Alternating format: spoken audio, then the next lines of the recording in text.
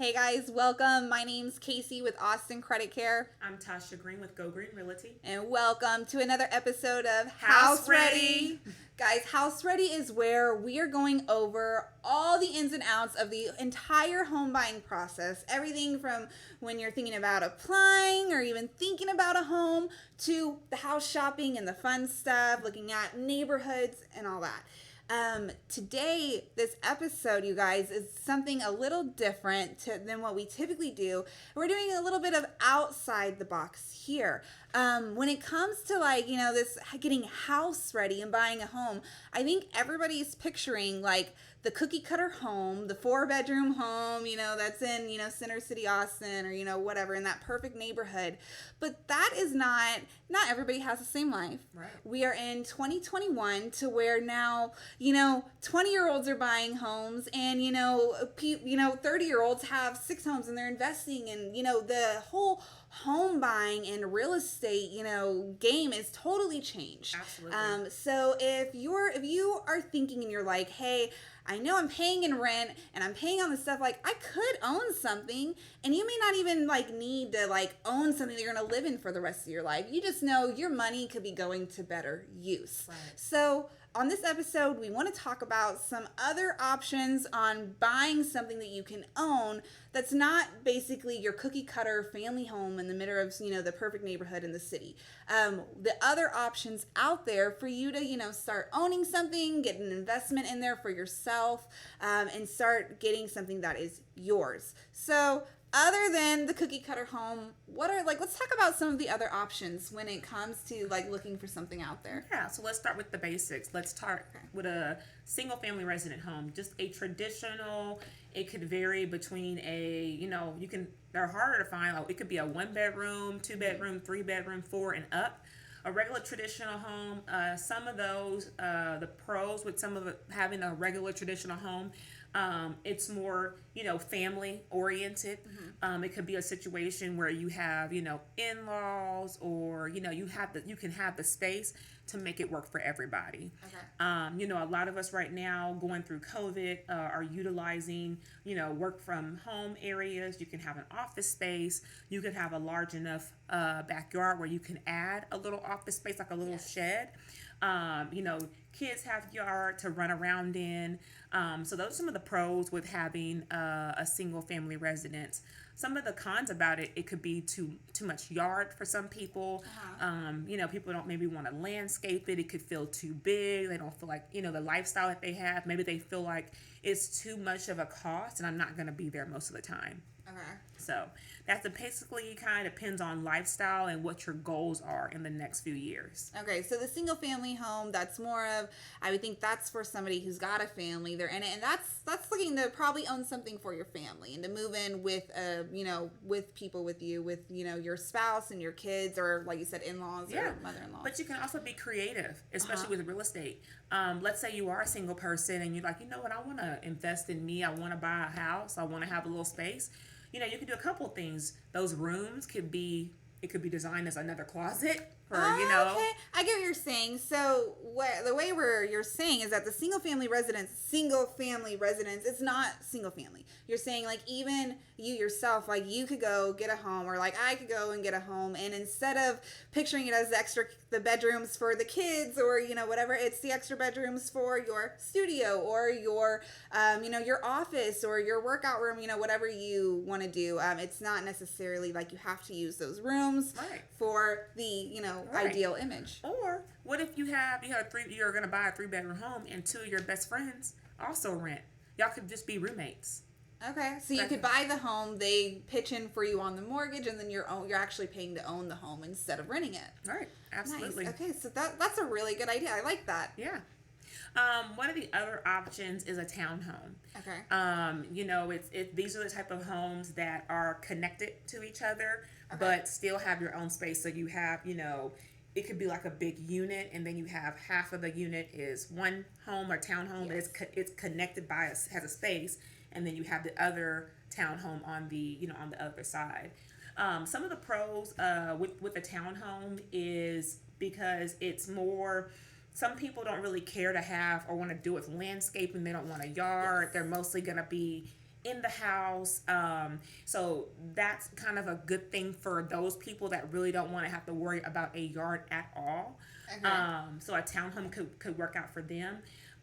Some of the cons with it could be it could kind of feel too boxed in for some people. Some people don't want that possible attachment to someone else.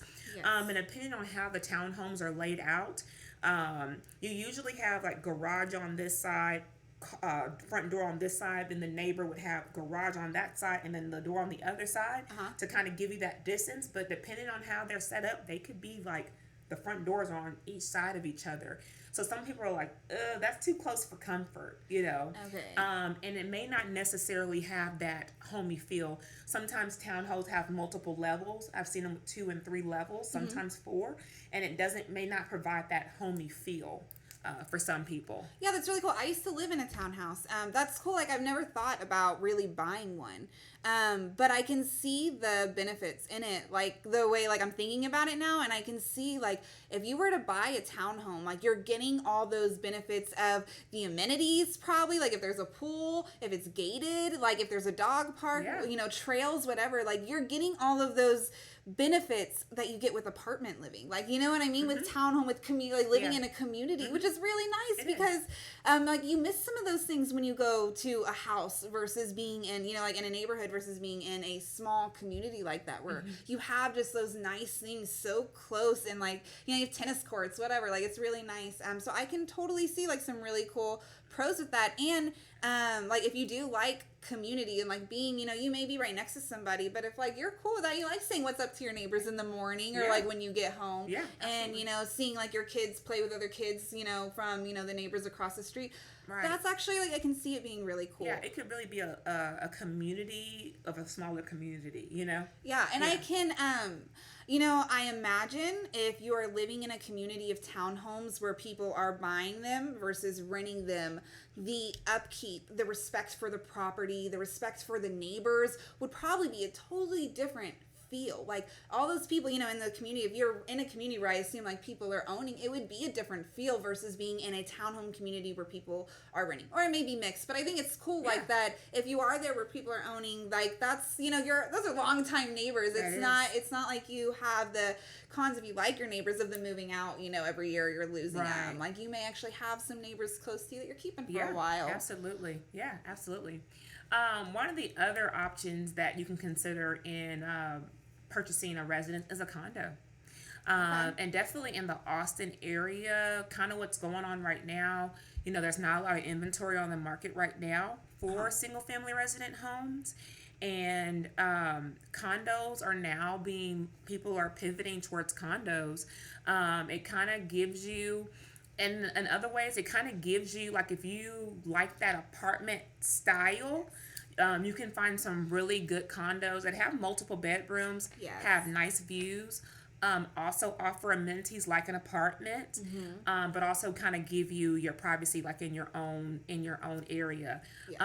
Definitely, you know, in downtown and different areas, they make them very attractive, set up really nice views. You have covered parking, or you have parking a sign garage. It can also be the condos can be very secure. Sometimes some of them have dog parks in them.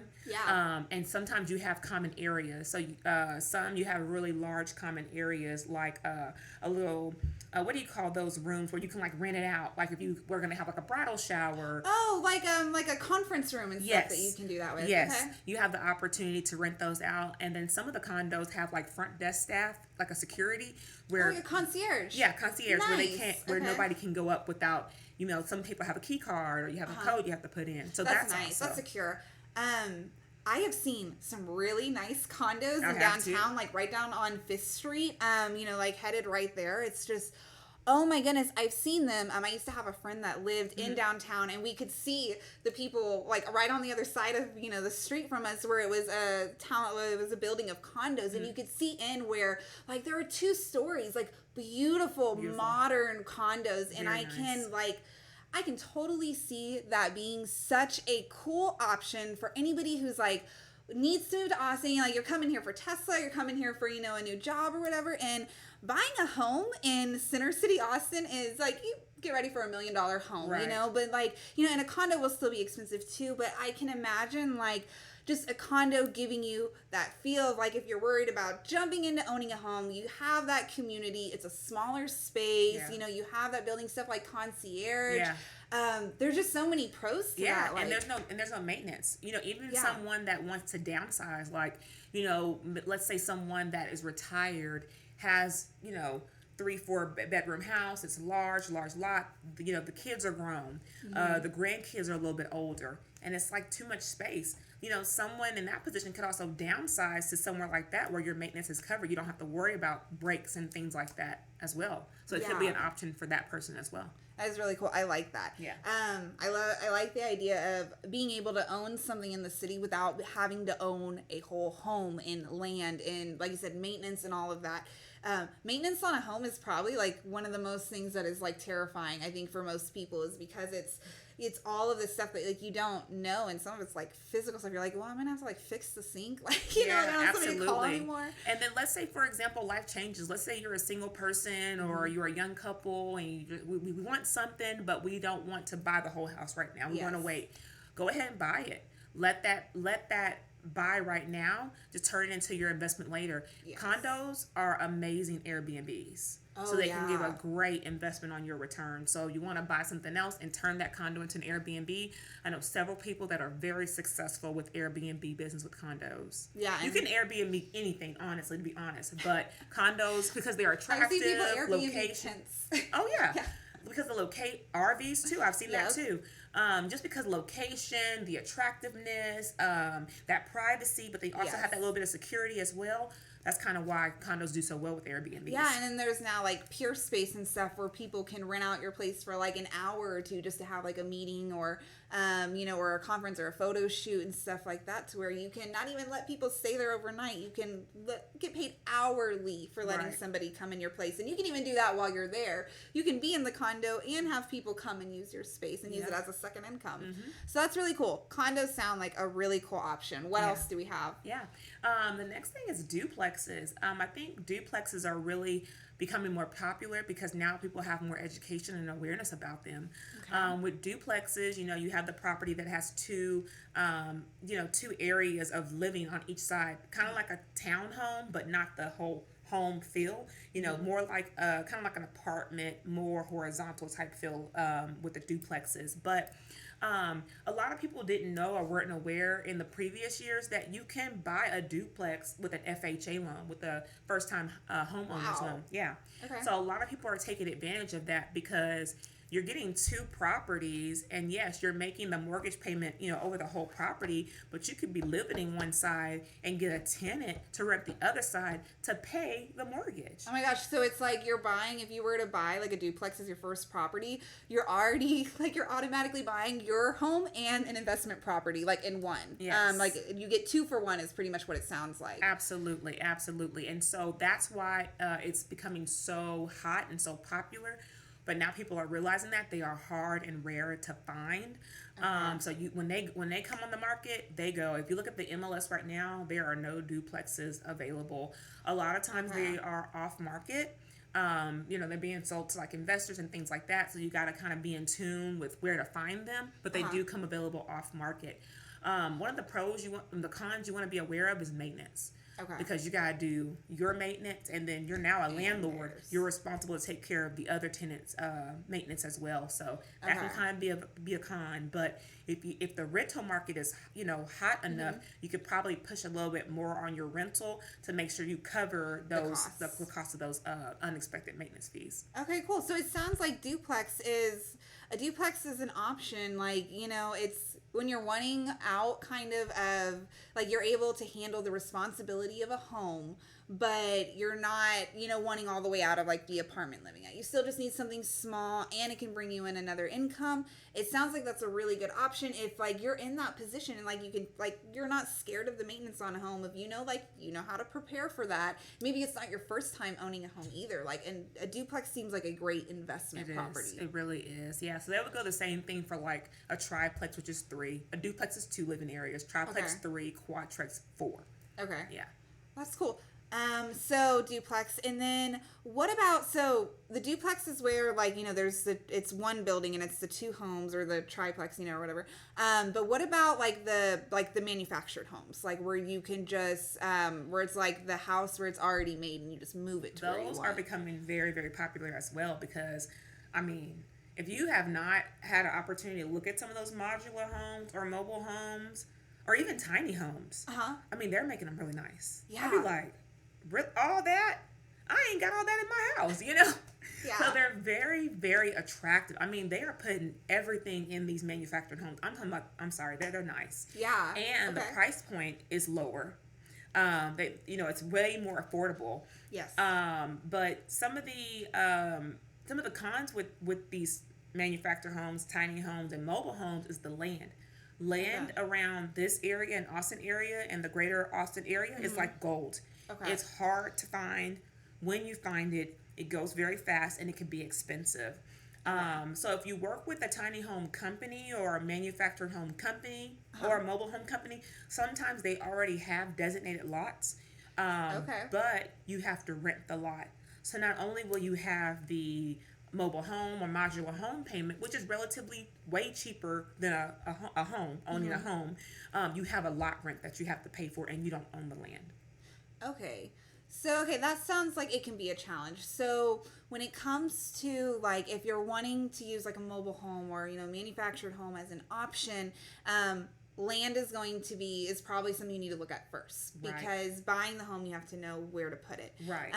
So that sounds like land, you need to be ready to make a land purchase. So sounds like maybe not necessarily inside Austin, unless because it can get really expensive, and like you said, it's scarce. But if you're not in the middle of the city and you're living in a city that's not Austin, you're a bit out, and there is land out there, and maybe the home, buying a full home, is really expensive or too much of a payment for you, a mobile home would be a good option. It could be. Yeah. What if your family member has land? What if they have an acre, a home with an acre on it? Go get you a mobile home or a modular home, a tiny home, and slap it on that land because your family owns that. Or what if you have a friend that owns a large amount of land and it's just sitting there? Hey, just ask. Would you mind if I placed like a modular home or mobile home on your property on this? And you're still making a lower payment, and maybe you can pay them a little bit for renting the space, but not as much, if you were going through a mobile home company. But just want to reiterate, mobile home companies and modular home companies a lot of times already have designated land for you. And they may or may not be able to give you an option of where you can go, but that lot rent can be, it used to be like 300s. Now we're running into the 400s, 500s and up. Okay. Yeah, no, I have a really good friend that actually does this here in Austin, and she works for a company that does that, where she does the manufactured homes. I'm going to, I think, make a video with her as well, maybe, and tag it on this description. Okay. Because, like you said, the ones that, that when you think manufactured homes, you don't think of the nicest thing. But that is not the case. These homes are nice. And when you're buying a home, some people end up settling for a home that, was built back in the 80s or the 90s, and I can imagine being one of those people and then walking into a manufactured home and realizing wow, it really is just when things are made. And so maybe you can't afford, the big house that was built back in the 80s that's already on the land in the middle of the city. But hey, you can afford this really cool house with all these new, all this new stuff that'll be less maintenance, and that you can start there. Absolutely. Yeah. Don't go to sleep on the manufactured homes, modular homes, or even the tiny homes. So when I jump into tiny homes are extremely popular now because a lot of people got nervous with COVID. It kind of put people in financial challenges, and it really kind of opened people's eyes to their finances and kind of, okay, are we really living outside our means? Do we really need this? So a lot of people are downsizing. Okay. And the tiny homes, they look tiny, but it's all about, even when you're looking at a purchase of a home, even when you're for example, you're looking on the MLS, you're looking at, I want to make sure I have 2,000 square feet. I tell all my clients, don't get so caught up in square footage. It's all about where the footage is laid. Yes. You could have a lot of square footage and take up your living room. Your square footage could be split really well amongst the bedroom. So tiny homes, they're small on the outside, but the inside, I mean, it's compact to meet your needs, but I mean, they can be designed very, very nice. Yeah, and I believe like there are even companies that will design tiny homes for you. Yes. Where you can, you can actually go and like get an architect that will sit down with you and design a home that is built for your lifestyle and like for you, like you said, like to not live out of your budget. Like, and if I can see that if somebody's thinking of downsizing and they're like, I am living out of my means. I bought this house when I had 4 kids. They're all gone. Do I need this? Like, could I downsize? And like having something made for you that, maybe it's not the giant square footage, but it has the space, the amount of space you need for everything. You know what I mean? That's built for you. Everything. I'm even talking about washer, dryer. Everything goes into that tiny house. That is so cool. They're just the cutest little things, and they could be movable. Definitely investment property. That Airbnb's quick. Airbnb. That's what I was about to say. I've seen a ton of tiny homes on Airbnb. So we're trying to bring insight so you don't, because sometimes you can get very closed-minded. Yes. And we want to open your mind and open you to the opportunities that home purchases, various types, can bring you. Yes. You know what also is coming really popular as well? What? RVs. Yeah. And they're really cool, and they're too. Full. They go up now. They're not like there's a second story to RVs lots now. are full. After COVID, I mean, RV lots are just getting sold out. I mean, it's crazy. I just can't such a believe fun it. life too. Like you can just you can basically get up and go whenever exactly. you want. And it saves. Anywhere. It saves. You want to travel, take that RV. You don't have to pay for a hotel. Yep. If for example, a small family, maybe you don't need a big old RV camper, huge. But what if like your children are in cheer or do AAU and y'all travel a lot? Those hotel bills can cost a lot of money. You could have already padded RV cash already and paid, and y'all already have a space. Oh my gosh, even if you just add up like all your summer vacations, like even if you only take like 2 vacations a year and you're only driving somewhere like, a couple 100 miles away, that is still like just even a couple stays a year will help you got me pay thinking. for it. Thanks, Casey, for the guilt trip. Now I'm thinking, I didn't pay last couple of years. Think about it. You take a vacation. Let's say you fly somewhere. Let's say you fly, Hawaii. 4,000 here, 4,000 there. You could have bought an RV cash. Yeah. And y'all could have done road trip. So, you really just got to just take a step back and just really think about all this. Yeah. And then, okay, I want to step back for just a second because I have a question. When we were talking about, manufactured homes and tiny homes, and what it brought it to my mind because we're talking about RVs and how you can take them anywhere. With manufactured homes and tiny homes, you can still move those. If you buy the land, and you put it there, those are still movable, right? Tiny homes are. The mobile homes can be moved, but you're going to have to get a mobile home company to move them. Okay. And that can be expensive based on where they're traveling from and to. A tiny home, if you get it set up correctly, you can have it built for it. You can have it built for it. Because I can see that, like if you're one of those people where you're moving every few years, or maybe it's you want to, like hey, in a few years I know I'm gonna want to move, but I want to own something. That's a really cool way to have something designed for that lifestyle. Absolutely. And you know what else? It could be a good opportunity for an RV or a tiny home. Travel nurses or people that do a lot of travel assignments. Okay.